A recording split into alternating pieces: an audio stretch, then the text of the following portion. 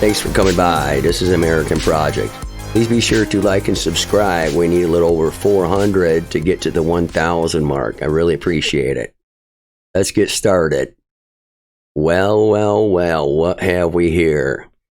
Trump's private investigator has new phone data, which casts serious doubt on Fani Willis's relationship. It looks as if her and Nathan Wade have been going at it for a long time. Huh. How about that? Former President Donald Trump's Georgia attorneys hired a private investigator to obtain calls between the Fulton County District Attorney and her special counsel, finding they allegedly made more than 2,000 calls and 12,000 texts many months before the relationship started, according to a court filing. Trump attorneys Steve Sadow and Jennifer Little on Friday filed a court affidavit from a private investigator to provide a text and voice call history for the special counsel, Nathan Wade.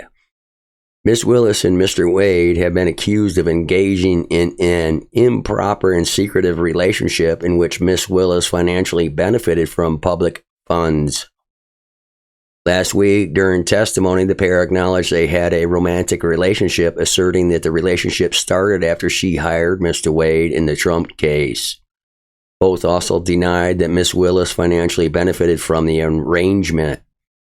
A report from the investigator, Charles Middlestat, said he used Cellhawk, a geomapping and analysis program, to report that allegedly more than 2,000 voice calls and just under 12,000 text messages were exchanged over the 11-month period in 2021 between the two. It also included a heat map that highlights the interaction patterns, which demonstrate a prevalence of calls made in the evening hours.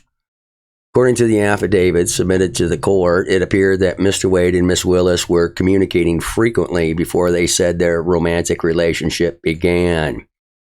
Both said it started in 2022, while a witness and former Willis friend, Robin Yearty, disputed that claim, arguing she saw them romantically involved in 2019, or about 2 years before Mr. Wade was hired by the district attorney. The Epoch Times has contacted Mr. Wade's office and the Fulton County District Attorney's office for comment. We are required to respond to the filing by the court, and we are preparing a response now. Jeff DeSantis, a spokesman for Ms. Willis, told the Atlanta Journal-Constitution newspaper on Friday. The filing suggested that Mr. Wade allegedly made 35 visits to a condo in Hapeville, Georgia, where Ms. Willis had lived, and it alleged that he visited her condo late at night twice and left early in the morning before their relationship allegedly started. That property was owned by Ms. Yearty, she testified.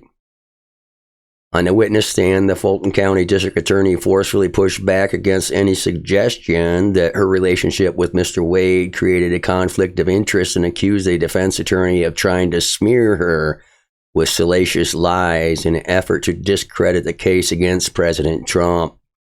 Her team opted not to bring her back on Friday, avoiding the spectacle of more deeply personal testimony from the district attorney. Around that time, she suggested that the defense attorneys were lying and that Ms. Yearty's testimony should be called into question. Both Mr. Wade and Ms. Willis suggested he visited her home about 10 times. Let's say more than 10. But I'm not sure that's even accurate. He certainly has come and picked me up, gone and grabbed some food to eat. I don't remember him being in that condo a lot, Ms. Willis said last week during her testimony as she was questioned by Mr. Sadow. Mr. Sadow suggested that the cell phone data could be used to show that Mr. Wade visited her home more times than he let on. So, if phone records were to reflect that you were making phone calls from the same location as a condo before November 1st of 2021, and it was on multiple occasions, the phone records would be wrong? Mr. Sadow asked Mr. Wade. If phone records reflected that, yes, sir, Mr. Wade responded. Later, Mr. Wade suggested he could be in Hapeville for a number of reasons, not just to visit Miss Willis. He said that he could be visiting the Delta Airlines headquarters, the Porsche Experience Center, or the airport. During questioning, Mr. Wade stated that he never spent the night at the district attorney's house, but Mr. Middlestad's records suggested otherwise.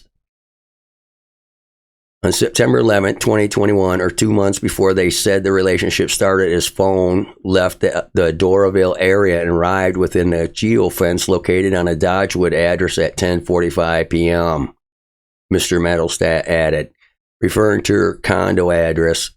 The Wade phone remained there until September 12th at 3:28 a.m., at which time the phone traveled directly to towers located in East Cobb, consistent with his routine pinging at his residence in that area, he said. He also explained that the program he used, CellHawk, is considered by law enforcement to be the gold standard in cell phone records and analytics, adding it is used by law enforcement across the country.